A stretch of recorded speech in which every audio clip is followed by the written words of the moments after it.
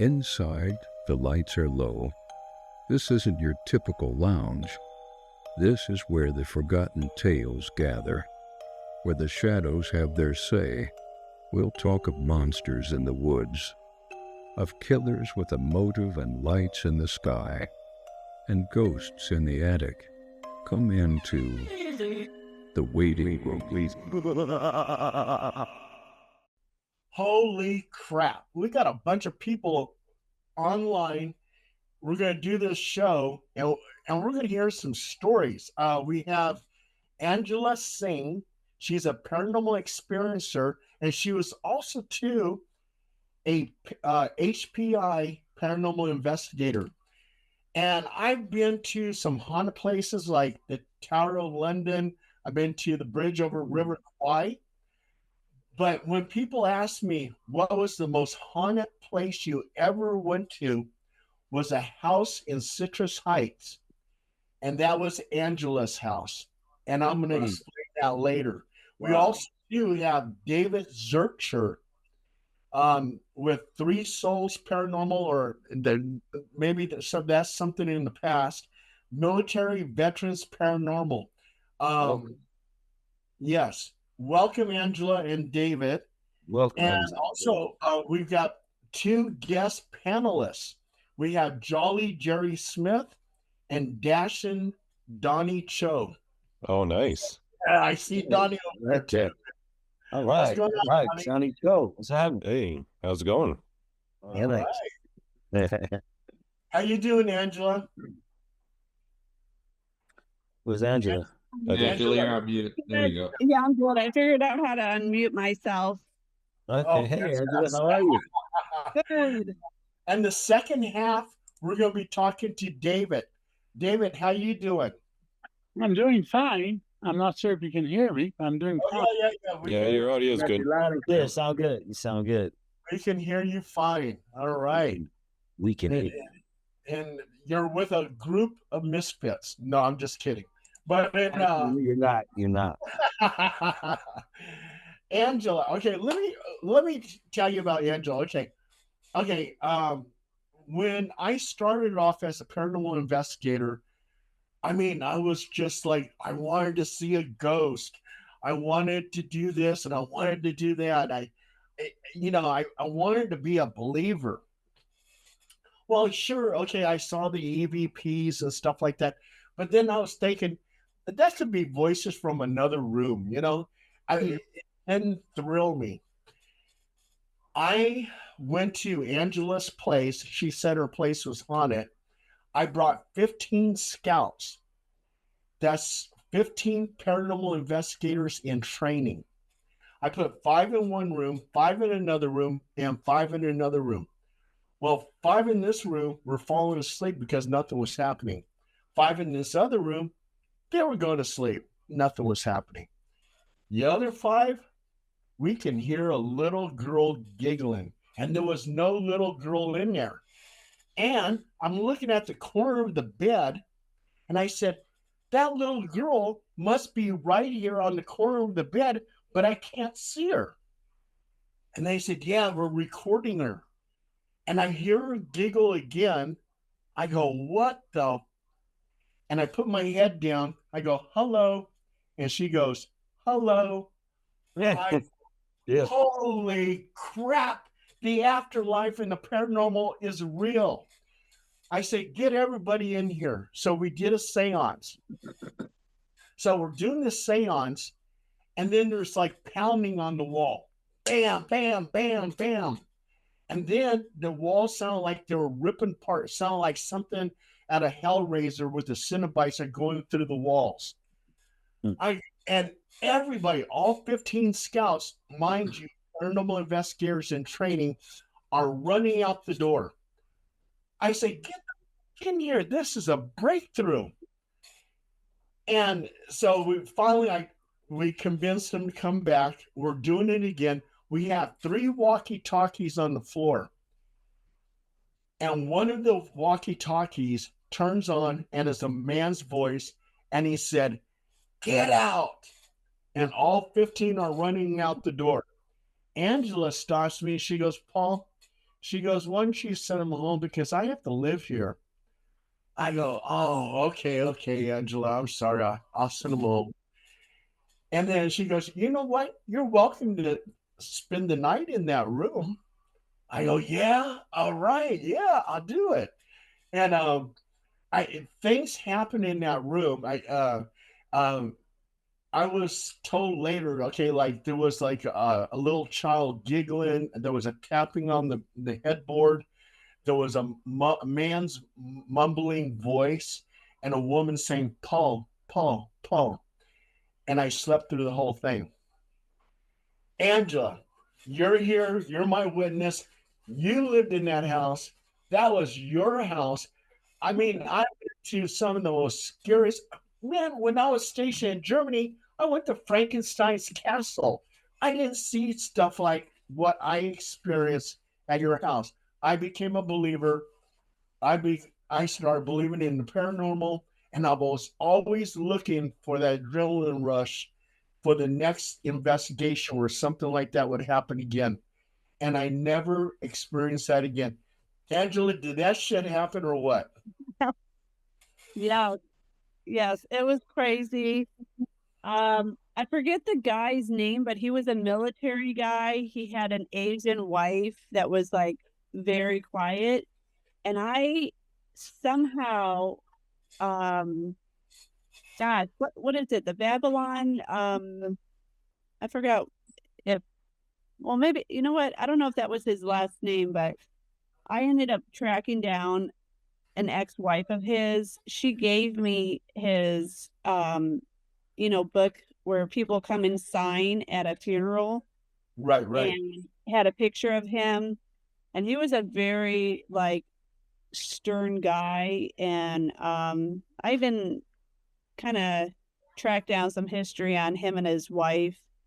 And I've had some audio before that I think it was another incident with some other friends investigating that I couldn't remember her name, and he said it on an EVP, her name, Leilani or something like that.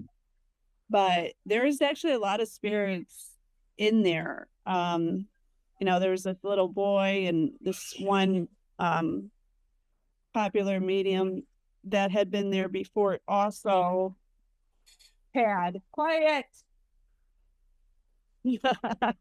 Angela, So- isn't it also too built over a Japanese internment camp? I don't remember about that part, but I just know this guy was in the military. I don't know if he actually died at the house or they pronounced him dead at the hospital of a heart attack. But yeah, there was times even before all of this that I would hear like someone moving furniture upstairs. And no one was upstairs. And even my animals would sense stuff. And but the popular medium, Ann Temple, that had been there, I've gotten on audio her telling me that this other boy, Steven, I don't know if he died as a boy, because I know they can show their form as they're older or as the time that they died, but she said that he fell and hit his head. And I even got audio of the exact thing that she said on an EVP. But yeah, that particular night was crazy. I remember one of the investigators, I don't know if he's around still, Paul John, I think he did some of the video and audio. Yeah, he did. And you know something? He thought he was going to make $1 million from that, and he would not release the video. Yeah, he would not release the videos. He still probably to this day has the videos. Yeah. Oh, really? Yeah. Someone sent me, some gal that was there, Valdina or something, had sent me the audio on this weird file. I know I probably have it in my emails. It sounded more dramatic there in person than it did on the audio. But I remember John, we were holding hands in the seance, and he was squeezing me for like dear life. Oh my God. That was so crazy. And people were terrified. I mean, I bet you Zandine wishes he knew me then because you would have experienced something that would have blown your mind. I mean, you always, like I like what you said about, getting that feeling and chasing it, because whether it's a UFO sighting, a ghost, or anything you see supernormal or paranormal, once you see that and you want to see it again, you can become obsessed, Yeah, Zandine, you're right. I wanted to see it again. That's why I was so gung ho. I was going to this investigation, to this one. I never experienced it again. Never.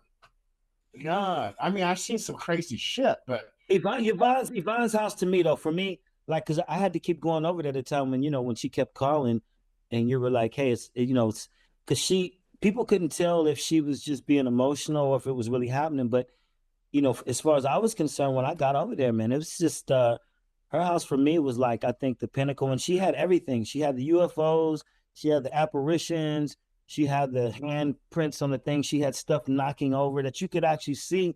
And then the orbs are right there. Because a lot of those, in a lot of ghost videos, you see orbs. And like I always say, all orbs aren't equal because some are, like you said, some are sentient, conscious. Some can actually flip things over, pull knobs. Like if you've seen some clips where they've had two at a bar and they go by the tap and they, the beer starts going or whatever. Or the doors go open and you see the orbs that are by the door. And so you wonder if it's a person or if it's that energy from the orb. But anyway, that's the problem. All orbs aren't equal either. So, I mean, but yeah, if you see it one time, you want to see it again. oh yeah, yeah. And Angela, there was two guys too that were filming the little girl giggling, and they wouldn't release their videos either. They thought they were going to make $1 million off of it. Yeah. Yeah. Oh yeah, we had some good evidence, but everybody kept their evidence. Are you still there, Angela? Are you still at the same place? Yeah. Oh no, sorry. No, I'm not at that same place. Life happened and we Oh yeah. We even went there a second time and nothing happened. Yeah. Zandine, we went there a second time. We brought a group of professional investigators and we got nothing. Nothing. Yeah. It's crazy like that. Yeah. It was wow. Angela also too went with me. We did a scouting mission to Leonard Lake and Charles Ing, and that was at Wilseyburg, something like that. But anyway, Leonard Lake and Charles Ing, if you guys remember right, they kidnapped 30 women. They videotaped them as they tortured them, did some ungodly things to them, and they killed them. There was like 30 videotapes of it, of different women that they murdered. Including a baby. They murdered a baby right in front of the woman, in front of the mother and her husband. Yes. Horrible murders. Yeah, two guys with neurons firing like that. What are the odds of that? I mean, how they talk about the neurons firing in the serial killer, the killer's brain. It's like you got two guys, and if they both want to keep killing until that stops, that satiates that feeling, that must be insane. Oh yeah. It's like the Hillside Stragglers. That was another pair that paired up and started doing things like that. It's not entirely unique, but yeah, Leonard and Lake, I think were probably two of the worst in American history anyway. Oh yeah. So we went to the murder site where their cabin was, but they tore down the cabin. Angela was driving a van, and she was so gung ho. She was going up the hill with this van, and if she kept on going, the van would have flipped over. And I told Angela, please stop. I don't want to die where Leonard Lake killed all these women.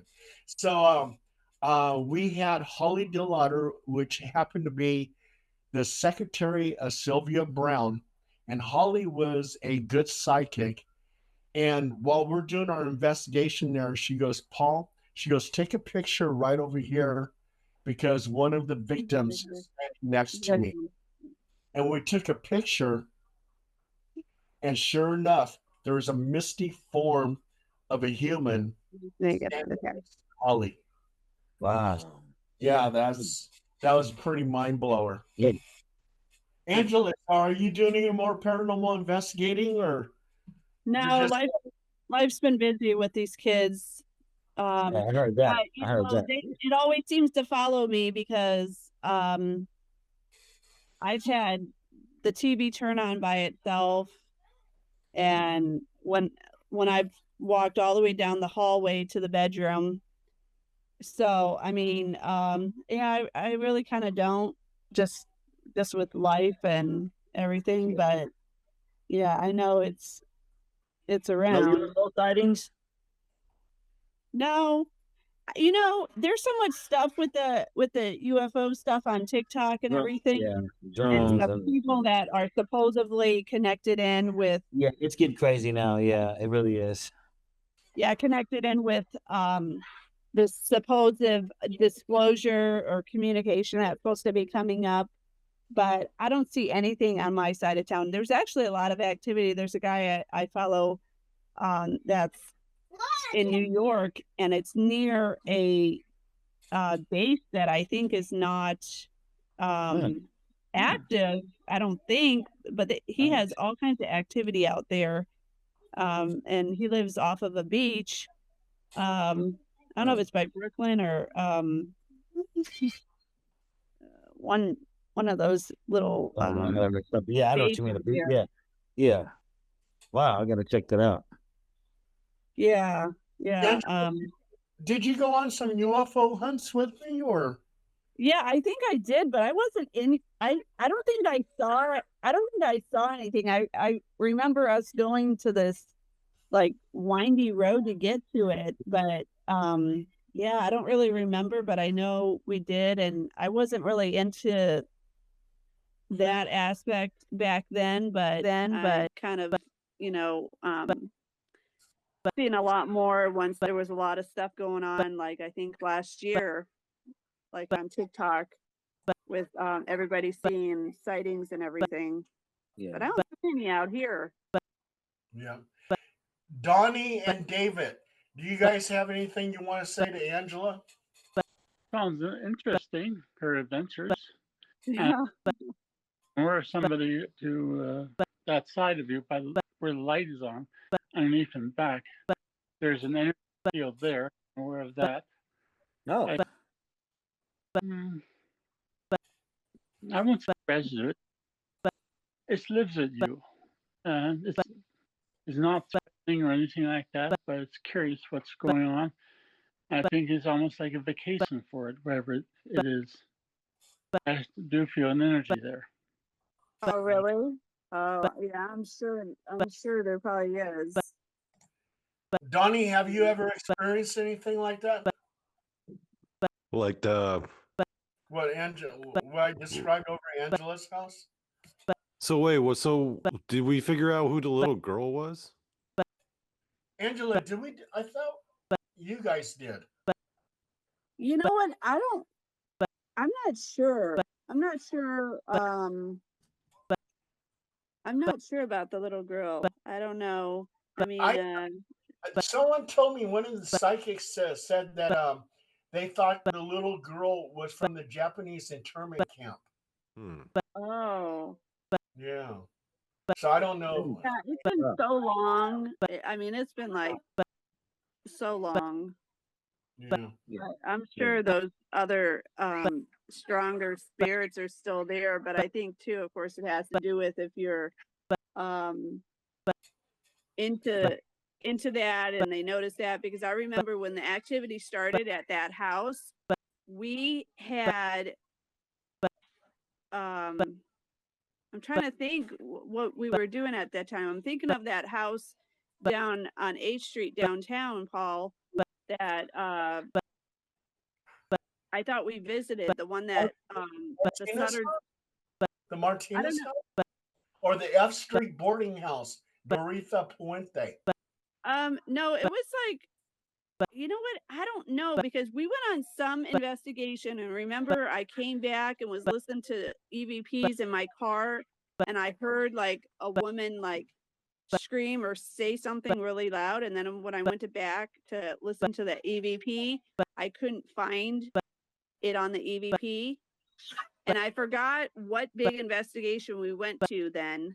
And I was thinking for some reason it was like, maybe it was something else, and maybe I went to this H Street where the Sutter doctor that started Sutter, they have a house like H and 25th or something, and that's so around that time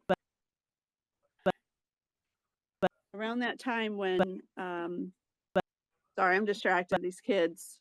It's okay. So, right, we know. around that time, there was a lot of investigations going on. I think they were starting to make themselves known at my house, and for some reason too, I thought somebody trying to think if it was this other gal that was an investigator and psychic.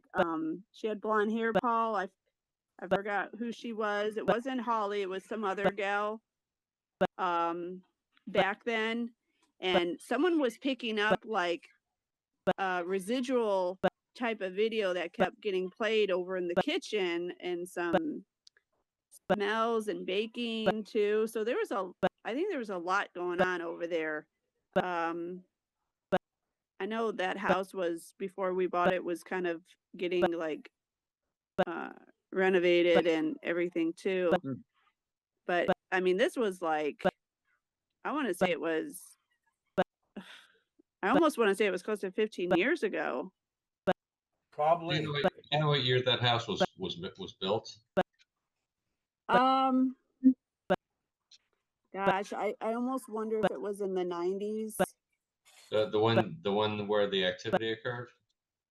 Yeah, I'm trying to think if it was the 90s or 70s. What was the location? Was it somewhere around Roseville Road? No, actually it was off of Van Maren area.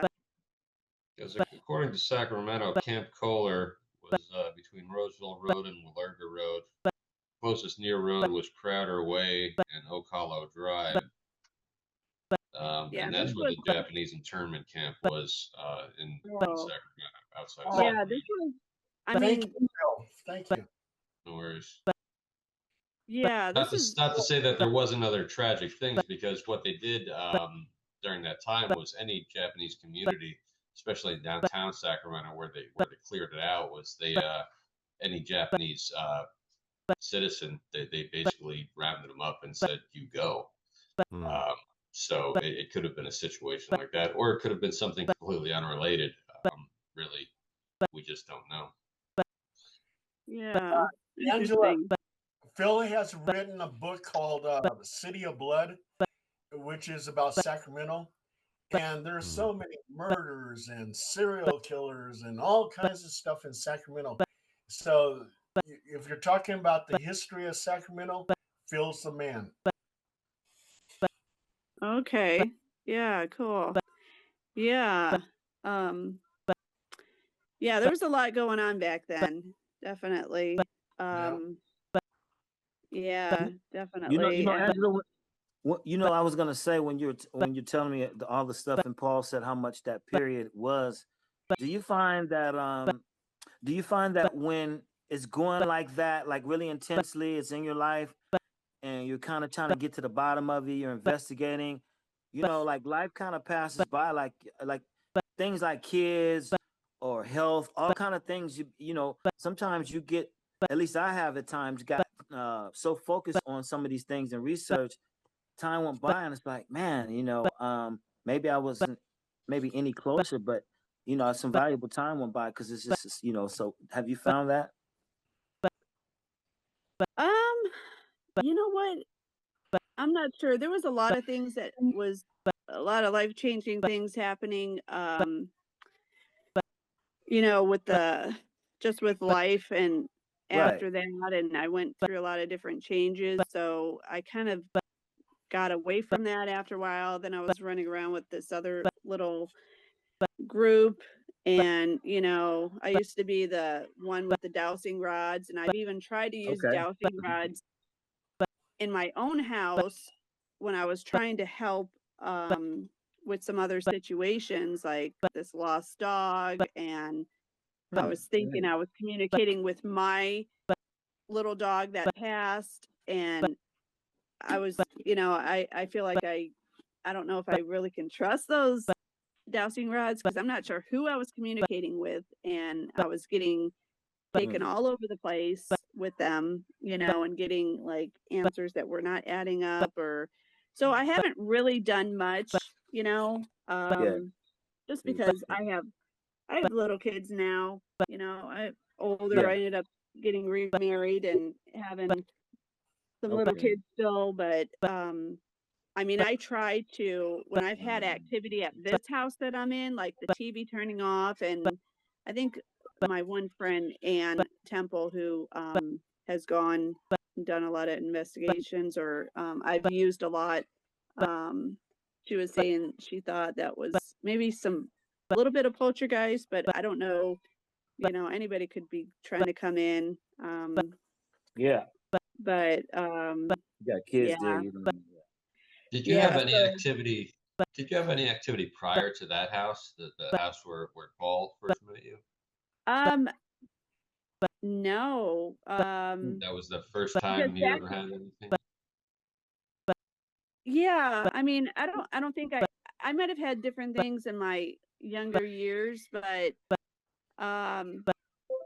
no, because we lived in some duplex, and then we got that bigger house with my other husband, and so Paul, if we could get that address of the old house, I think it'd be worth doing some research on that property. Yeah. Because Sacramento has a rich history of, you know, all the way back to the Spanish land grants and then becoming broken up into farms and different things. I bet you could probably find something that happened on that land, you know, that might explain some of this. There's got to be something going on there. Hey, Phil, Jerry Smith is waiting to come on. She just messaged. Jerry Smith is on. Oh, she is on. She's right. She's right down there below. We can't see her. Hello, Jerry. Sorry, we didn't say hello. Hi, Jerry. Hi. You know, you guys, I'm driving, as you can see, so the car is. So I'm just listening to everything you guys are saying. Wow. But I can jump in and comment anytime. Yeah, jump in at any time. I got a question for you, Jerry. I mean, you've been listening. You know, in this new technological age, you got AI and everything. People are talking about it, but you know, like right now, you can go to Gemini and you can make any paranormal tool you want. It's sensitive or high tech as you want. Like we had one guest that actually had a Ouija board pressure detector. So like if people kind of fudge around with the pressure detector, but you can make all kind of things. What would you make if you could make anything like that? David and Don, you can answer this too. Mm-hmm. What kind of tools would you like make that are new that could help, you know, the research more than like what because we talk about EVPs and little tiny recorders. So what do you think, Jerry? I don't know. Macy's here too. I wonder, do you have any? Paul, you can't see her, but she's in the car driving with me. Hey. Are you talking about tools for investigating, or are you talking about tools for investigating and like just cutting edge tools that might discover, you know, better things? Because I tried a lot of the agents like Gemini, like I just, you know, you can take any tool that you knew as a standard and you can go from there and prove it, and it's amazing. You know, so I started thinking, what kind of tool could I use for, you know, investigation? Because David and Connie, you guys can jump in. Mm-hmm. I mean, if you have any ideas. Yeah, I have some idea. I've been noticing, in my view, the EVP recorders are sampling too slow and not fast enough. You should be able to have basically every little inch. I don't know how to explain the sine wave. Are you talking about real time where you're talking the ghost, and the ghost is talking right back at you. You can hear him. Yeah. You We need talking about a better frequency, yeah, huh? You can get that at Walgreens. But I mean, look, they can improve on it. Like if you whatever is good out there, because like I'll give you an example. I like drum machines and all that. Like I have some expensive like studio equipment that like I had to pay for. Don't really use it much like I would want to. Mhm. But like because I can make tools on the internet that are right inside the machine. Everything is like right there. It sounds better. And I'm like amazed. I'm like, man, like this is just insane. You know, you guys should try. Some are stronger than others, but like we have had guests on this show that have explained how some of the tools that people are using to trade are basically nothing.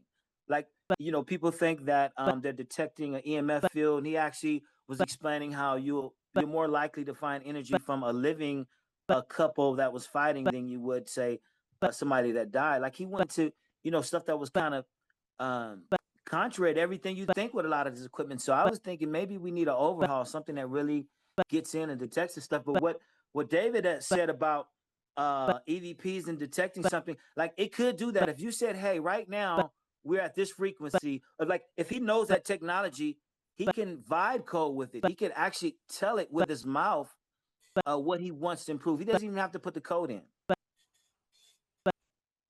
Interesting. You don't have to code at all. I gotta ask a question and see if any of you guys have experienced this. So when Paul had done a few investigations at different people's houses that I knew, or even at my place, we would often get an EVP that would say, "I'm here," right? But it would be in a whisper, but it would come up a lot. Remember, Paul? Yep. Okay. So one night at 1:30 in the morning, something like opened my text and wrote a text. I didn't send it to anybody, but when I turned my phone over or I don't know how I knew it was 1:30. It must have been sent at 1:30 at night when I was sound asleep. Something texted, "I'm here," on my phone, right? So I'm thinking, what the, like something was freaking using my phone to communicate that it's still here, because maybe that's some kind of attachment or something, right? Like, like was saying. So I wonder if there's any kind of technology where people or entities from the other side could communicate through actual texting, or if anybody's ever experienced that. Wow. Jerry, I've had That would be cool. I had a few people who actually contacted me. Like this one lady, she said her grandmother died, and her grandmother was actually emailing her from the grave. Oh, serious? Yes. Oh yeah. Hey Jerry, they actually the guy Michael T that played Bubba Shrimp and Forrest Gump, actually he was saying how at a Thanksgiving dinner the phone rang. His sister Jackie, she got up and answered the phone, and she said she listened, and her eyes got big, and she said, "It's for you, Michael T." And he's like, "It's dinner." She said, "You might want to take this." So he said that he got on the phone and he heard a voice going, "Michael T, I need you, man, I need your help." And he heard these voices in the background. He said they're like, roar, like some deep voices. And I said, "Yeah, well," he said, but his friend was dead, the one that. So he said he got a call from the grave. Yeah, people do. And he was serious about that. He wasn't like he didn't. That's not even something he really wanted to talk about, because I might have thought he might have said I would have thought he was crazy, but you're right though. I mean, people talk about getting phone calls, text messages, and emails from dead people. Yeah, never got it. But. Yeah, if I ever take the bucket, I'm going to come back on this podcast and haunt you and Phil. No, man, no. No, I have an interesting. Can you guys hear me? Yeah.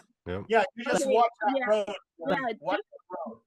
Yeah, just real quick, I want to tell an experience of how this one lady's son connected us on TikTok, and I probably will have to go.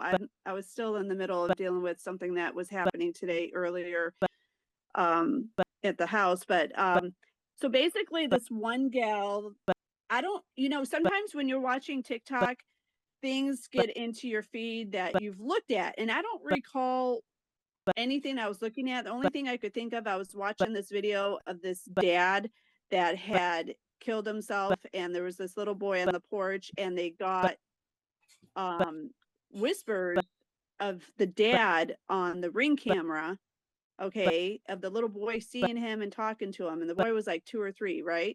So that's the only thing I could think of at that time that I was looking at, that it brought up this gal's page, and it was just like a grieving page, remembering her son who was killed when he was 16. You have 50 seconds. You got 50 seconds. Okay, And so basically this gal, her son connected us, and 6 months before she had gotten a reading from a medium, and she said, "Who is April?" Now April is this other fairy chick. She's also supposed to be part of the spaceship people, and I had connected them all together, and but there was no way that he would have known about April, because we and his mom just met, and he communicated through April for her, and even saw the killer's car, which they know who it was and everything. Okay. All right, Okay. go for it. all right, Angela was telling a story, but then she got busy with some family issues, and she typed it out for me, and she wants me to read it. And then we're going to be talking to David Zurcher. Okay, so let me go ahead and go on Facebook right here and get Angela's story. Come on, come on. Okay. And here we go. Okay. Okay. She goes, well, basically, my friend that I met on TikTok had his son that was shot and killed when he was 16 in front of their house. And I came across her page on my TikTok feed, and she had some connections either with her other husband, his dad, or her father had connections to Sacramento, and they lived in Tennessee. And basically, I kind of felt like getting her introduced to this girl, April, that is like a medium. She is supposedly part of the spaceship people. She sees fairies, and April doesn't usually talk to spirits unless it's been a year to not interrupt their journey, but one of their lives. One of her moderators of her page saw a spirit come through the seam of a wall or portal of her room, and it looked like him. She didn't know who it was at first, so she agreed to talk to him with his mom on the live, and the mom thinks there could have been some stuff that April could have seen on her page. But there was things that she wouldn't have known about, and her son just wanted to tell her that he's okay. He's doing better than okay. And since then, she's just talked about her journey on her page with the grieving process and with a little bit about the case. But 6 months before we had even talked, she had a reading done, and that medium had said, "Who is April?" She didn't know until we connected. So basically, her dead son was getting us together and must have seen me as a way to connect with his mom, to then connect April into the equation so that he could communicate with his mom. Woo, boy, that's a lot to read. Okay. Anyway, that's her story, her ending story. You guys got anything to say about it, or should I move on with David? Okay, well, looks like we're going to move on to David. All right. Okay. We now have David Zurcher, and I think he was involved with Three Souls Paranormal, Military Veterans Paranormal. May I jump in there for a minute? What's that? I mean, I don't know where you got your information. I was wondering why I was chosen for this, but Oh, I was connected to Shadows of Manitoba, Three Souls Paranormal. I haven't a clue of, and the paranormal people. I haven't a clue of. I am interested to hear my views if you're interested on that. I'm not going to be controversial, but I have to be fair. I don't know who these people are. Hmm. oh, I'm okay. assuming. Did you get it from Facebook? Yeah, yeah. Oh, Well, okay. There's a problem. I closed my Facebook down 10 years ago. okay, okay. Well, David, let's move on. Okay, Yeah, so sure. yeah, let's get on to your paranormal experience. A paranormal experience. I'm Shadows of Manitoba. I investigated Hamilton House. I have connections with the other side. But all that happened about 10 years ago. I ask questions and I'll answer them, but I don't really know what to say. I did my investigations on my own, on my side. I try to stay away from people because people will color the information. And basically, I've done a lot of things like clear houses. I do odd exorcism online type of thing. But I don't have anything. How do you go about that?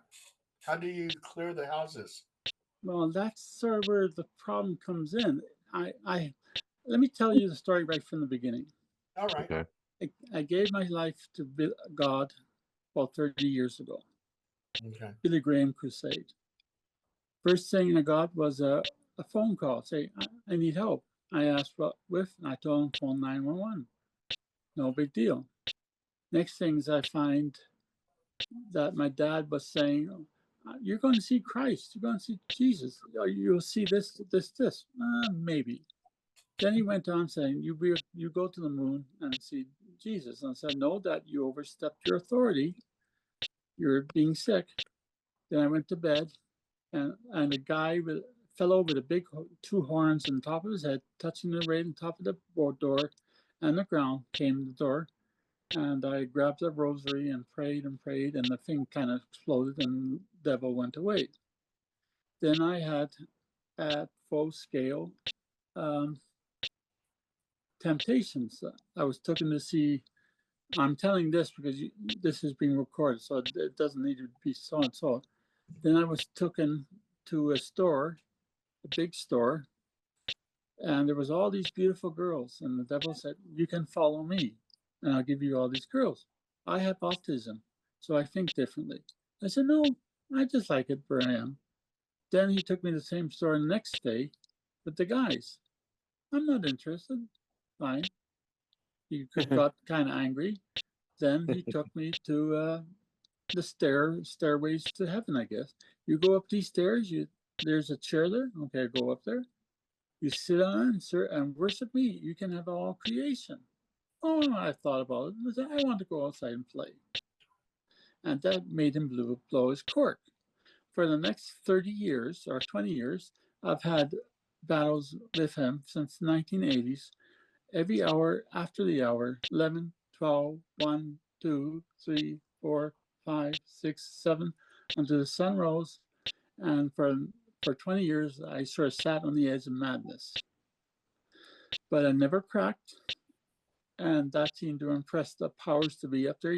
They showed me things to indicate that we are living in an illusion in some ways. The world is on the verge of being attacked on the basis of we are pulling away from God. The aliens are here because we are not evolving as we should. Where we're supposed to be evolving is to have a conscience, not elect toughest man that will beat the other group up, who have compassion and understanding for the other leaders of other countries. But we still stick to the wolf mentality. The alpha male leads. And I've been showing things like this. I have a being in me, if you want to call it that, who is independent of itself. I've been told by unknown certain terms from God that it will take care of me. I am there. He is using me to drive the devil nuts, and I've done a very good job of that.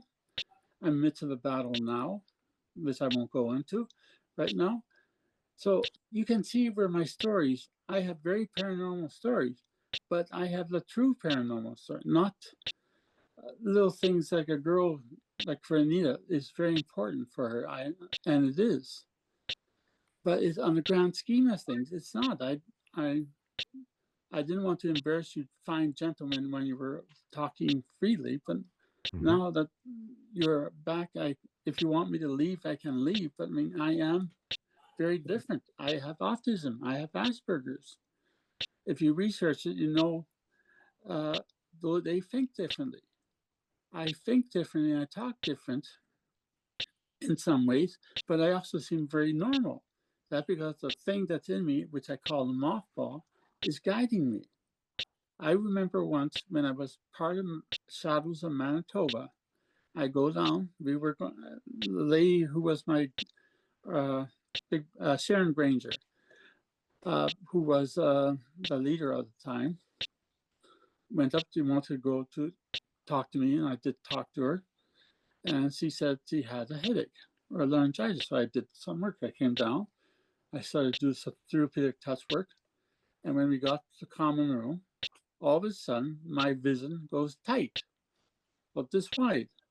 All I could see was a face, and I started to get burning hot. I said, what's going on here? I hear her saying, what are you ever doing? Stop it, it hurts. And we went in, and then I talked to myself and said, Mothball, what are you doing? It said, I found a demon in this lady. She's your friend. So I cleansed it. And I told him, whatever you do, you don't do that on my own. If the baby was there, what are you going to do? Clean it out? I have an identity, a spirit in me from beyond that's not on record. It has kept me alive. It's kept me safe. And whenever I have to fight the devil, I have to know firsthand that this thing is going to be with me, and I know it will be. I would go up to it, like I hate it when they go off the people with autism. A friend of mine had some kids with autism, told them about the problems. We did the paranormal scan and with saddles, and I sat down in the center of the house and I had a discussion with the devil. I told him, if you don't get off the butt, stop interfering with the prime directive, there's hell's going to be paid and you won't like it. He left. And it's a scary thing. You have to believe, or I have to believe, that God and the mothball will protect me. And he will. I'm aware of energy now.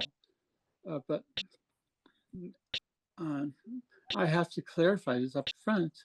I'm willing to answer any questions, but the three souls, like, I have experiences with shadows, but Sharon Granger became a grandmother and retired it.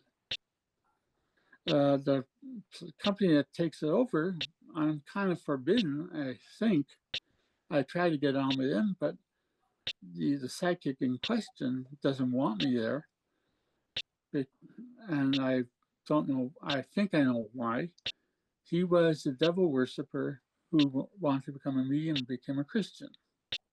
I had said to him, I'll take on the devil and talk for you, because you don't just walk away from the devil.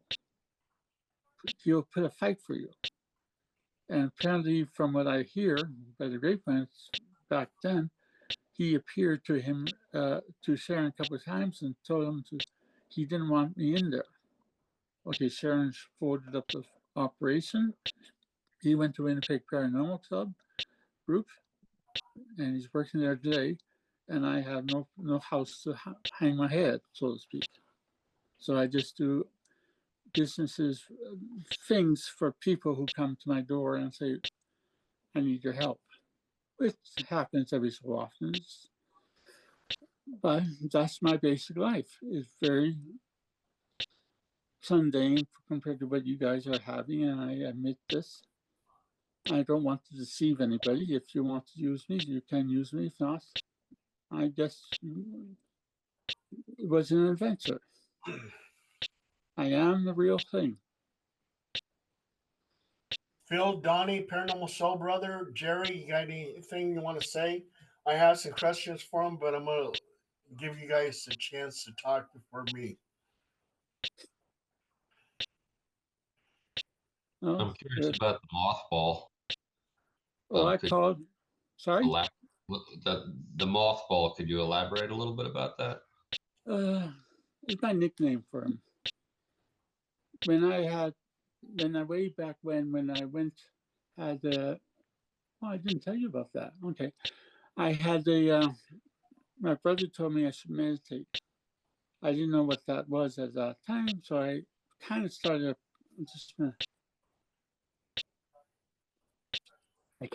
a past life regression without thinking what it was. So I was 35, 30, 25, 20, 5, and then I saw a light in the back, and I said, "Oh, I'm coming into the creation." I didn't think of that, what that meant then, but I saw the point when I came in, and all of a sudden there was a roar and a yell and a god-awful racket. A shield came up around me and shaped like an egg. It was platinum and silver. I could feel the rage and hatred of this being claw at me and drag me out and trying to destroy me, but I couldn't get from my shield. I was terrified, as you can imagine, and then I popped out of the trance. And then that's where God kind of came in, says, you will have a person inside you is a being I call the mothball. And not him, but what I call a mothball. And you will drive him nuts. You do you help people that I send you, fine. You don't advertise, you don't try to make money out of this, okay, I can do that.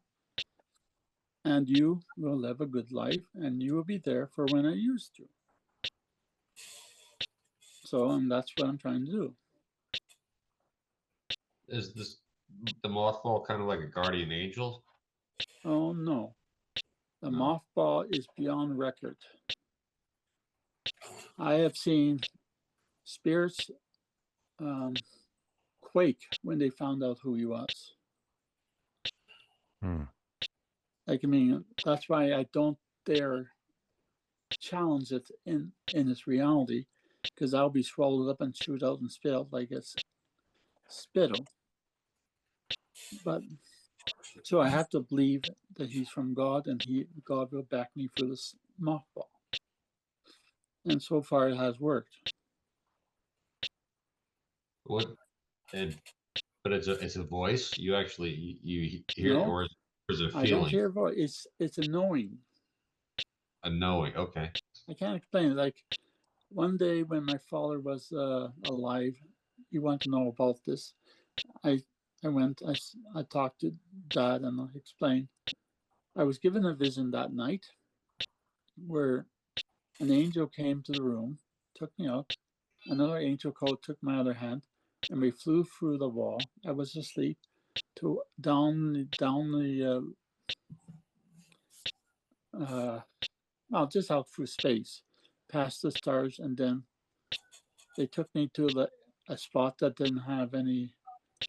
It would look like empty space, and said we couldn't go any farther. Go out. So I went out, and lo and behold, I'm outside the universe. Like I said, my story is very interesting, but not. I know you guys are probably thinking it's phony and baloney and all that, and trying to con. I'm not. And then from there, I went to a being called deity. It has a small deity, and it had a huge deity. I went in there, and I could see energies working. And it was explained to me that this deity is a god of all creation. It makes everything.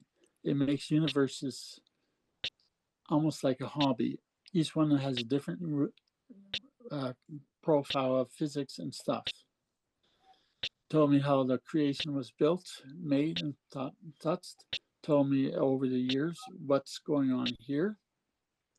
What's going on here is the asteroid belt between Mars, asteroid belt and Mars gone to a fight over us. eons ago. Have you never wondered why we are bald, bearded, unbearded apes type things with no real intelligence border them? We have to earn it, and we have a desire to worship a god, hardwired. I put that to them, and it was explained. Back then, these two planets would come into close proximity to the Earth. They jumped off. They genetic programmed the apes to become people, and they started mining gold. But unfortunately, those characters didn't like each other, and they ended up in an interplanetary war. Mars was killed off, and the asteroid belt planet was destroyed into an asteroid belt, but left the people wandering around waiting for God to come back, their God to come back to give the gold. Of course, it never happened. That's why every 2,000 years something happens. And the gist of the thing is we have aliens here because they don't know what to do with us. If a big group of them wants to wipe us off their face on the map, another group wants to initiate us, develop us, because we have the ability to do miraculous things in a good way. I once seen, when I was working as an example, Performance Unlimited, fire department climbing a telephone pole. Of course, that puzzled me. There was a cat up there. This fireman was willing to risk everything to protect the cat. That's not in nature. That's what the aliens don't have. That's what the aliens fear. That we go onslaught in a war with the primitive instincts of the animals. They can't stand up to that, so they are worried. But there's a group of things that says if they could work united, they will be a great saving grace. But if they can't, they'll destroy worlds. So that's why we are in such a tremendous turmoil now, because we're coming to that point in time where we have to choose. I've been aware of this for a while. I know you guys probably think I'm nuts, but if you study autism and Asperger's, you know that it's not schizophrenia. It's a perspective thing, and I do have a very unique perspective. Thank you for sharing that. I definitely have a million more questions and could keep you going all night, but I'm going to be graceful and allow Paul, because I'm sure he's got a few too. So go ahead. Yeah, Donnie Cho and Paranormal Soul Brother and Jerry Smith. I'm going to let you guys go first if you have anything you want to ask him, and then I'll ask my questions last. Donnie, Okay. Paranormal Soul Brother, Jerry. I think Jerry fell off. I don't see her here anymore. Okay. Oh, there she is. Okay. Oh, she just came back right when I said that. Oh, what happened? Okay. Oh. All right. Yeah, we So lost you. yeah, I got back on there. Okay, Yeah. Jerry, make a left and right now. Okay. Make a what? No, I'm just joking. I'm joking. But anyway, Donnie, Jerry, Paranormal Soul Brother, do you guys have any questions for David? Nope. I'm just sitting here listening, actually. This is fascinating. Yeah, just listening. Paranormal Soul Brother? No, I mean it was just listening. He spoke of God. I mean, I believe in God. I just want to say to you that, it's a cosmological story that hasn't been told. I mean, the books are 6,000 years old, even 12,000. Say Sumerian or Atlantean, 30,000. I mean, this story is older than that, and it's been more history erased than it's been told. So, as far as a divine connection of who we reach out to when we're scared or we pray to, or what our truth to make our experiences, just listen to his, that's fine. But God is, it might not even, to some people, it's not even a person. It's beyond that. Sometimes you put a figure to it, but whatever you believe in, and it sounds like you have had some contact or you have some powerful experiences. And if we're talking about paranormal or we're talking about God, like you said, it's paranormal in a way. I mean, you have an experience. It's super normal. It's not like, so who's to say what experience is more stronger or more powerful, whether you're a shaman, you're a priest, or you're a paranormal investigator. But anyways, That's totally right. Thank you That's for totally sharing right. with us. Yeah. But you have to ask yourself some basic questions here. Why do you believe in God? I'm not insulting you. I'm getting you thinking. I understand. You take Well, a I mean, as far as where I'm at with God now, I mean, it's like my thing is so complex because I went to like Catholic school. I studied them. I was raised Baptist. I went to a Jesuit high school. And then the university I went to was like in a hippie type of place. So it's like people could talk religion all day. They've been talking to me my whole life. I didn't, read books, but what it comes down to, like I said, your truth is your experience. I could talk to kind you, of, yes. I agree. about all these books, different books. I mean, a book that I've studied my whole life. Say the King James version. They gave me in my Catholic school.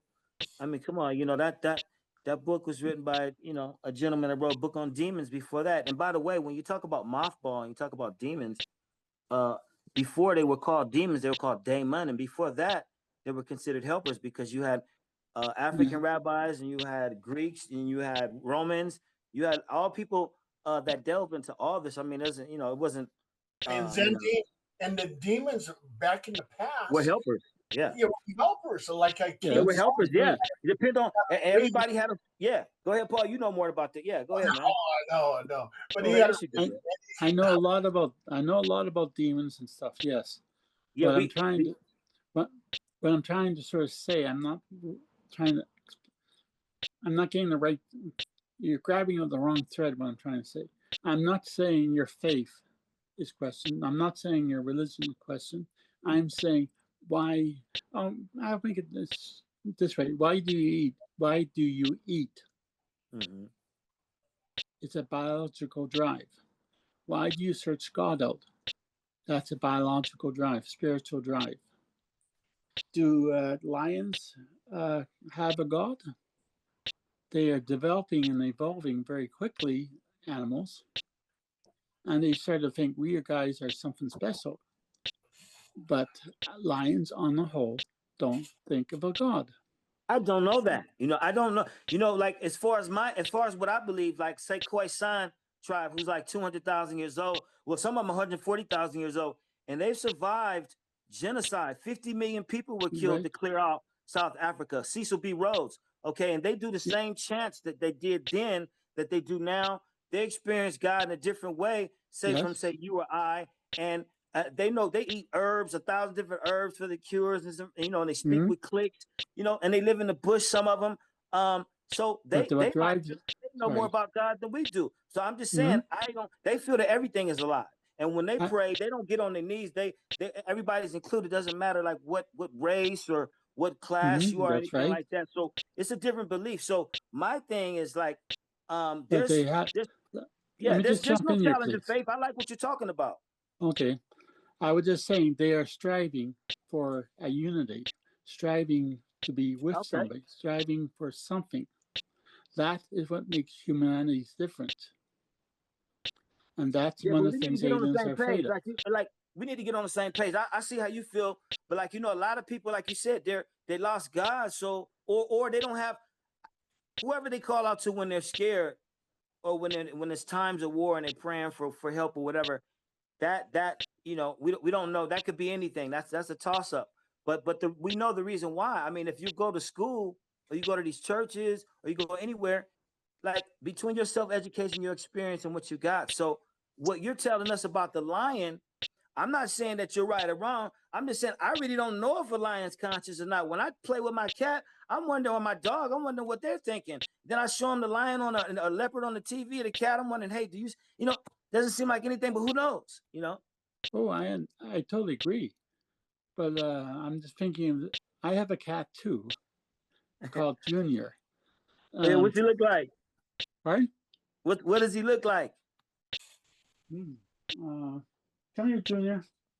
Come here, I Junior. just want to come. I'll try to show you. I don't know if I can show you. Where is he? I don't know if I got him. I see him. Oh, that's okay. You see, good. Junior, come on, man. But Yeah. I interrupted. I'm sorry. No, that's all I was trying to say. The animals. Some people are saying they're changing, evolving, and they do. My friend Years has said there's wolves. They were wondering why Alaskan crabs are disappearing. They found that wolves are diving into the water, going to the mine of crab traps and digging out the crabs and having dinner. That's an evolutionary thought of ingenuity and based on man. Not so much his value, but on the basis that they were able to think. I understand what you're saying. You understand? Yeah, I understand. And that is going on large scales. You take cats or dogs, both of them, they'll squabble with each other in reality in their house, but they are friends. Heaven help anybody, a bear or anything wanders in who challenges to have the owner for dinner. They will jump right in and fight to the death to save their owner. That's illogical. How can a 5-pound, 10-pound cat think they can take on a bear? They can't, but they do a pretty good darn job of it. That behavior is not logical. So they are evolving. They're having different thought lines. That's why your dogs come to people who die. They form the attachment. That attachment isn't there in the wild kingdom. And that's what, if I had a message, is what I sort of had to say is for people to evolve and think in a 3-dimensional way on things instead of thinking of president is the greatest, so he must be followed. Good point.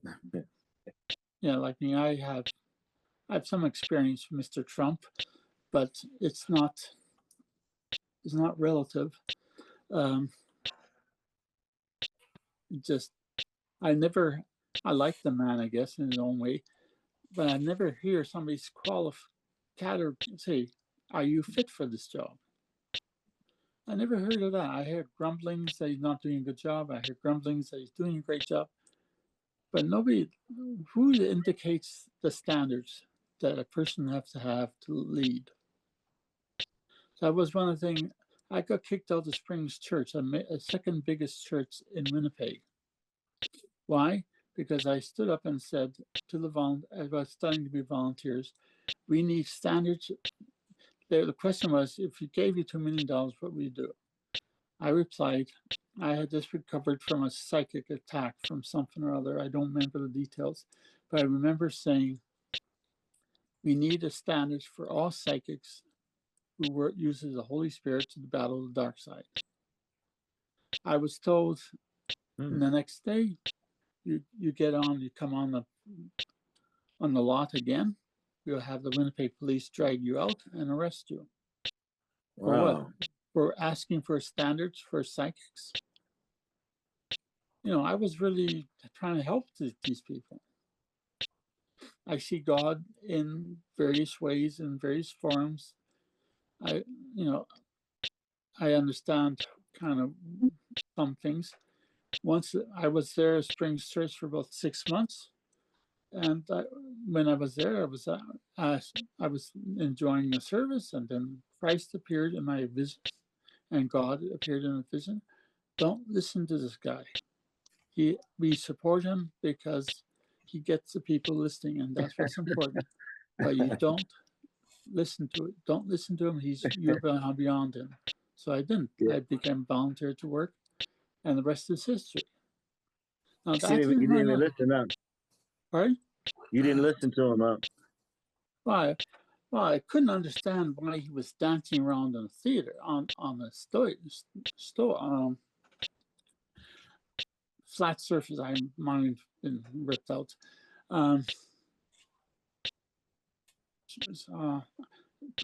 I can't think. Where do you dance on? What's it called? Stage. Thank you. On stage, I couldn't figure that out. But that had to do with Christianity. That's when God and Jesus appeared. And they told me to leave it alone. And that's why I'm aware that this is what I say is so far out there. And because what I'm saying, but No, not at all.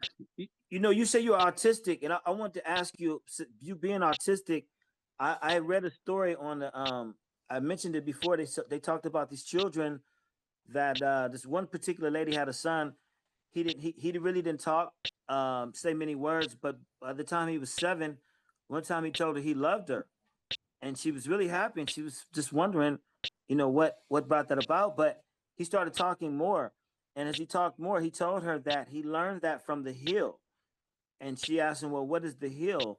And it was a place. He explained to her that other children meet mentally. It's not a physical hill, but they meet there and they teach each other stuff. So these children teach each other language, math, different things. And I was wondering what you thought about that. well, I have to admit, in all honesty, I haven't heard of the hill, but I do understand it. I would suspect he's a spiritual, psychic individual growing. That's why he's going to meeting with those people.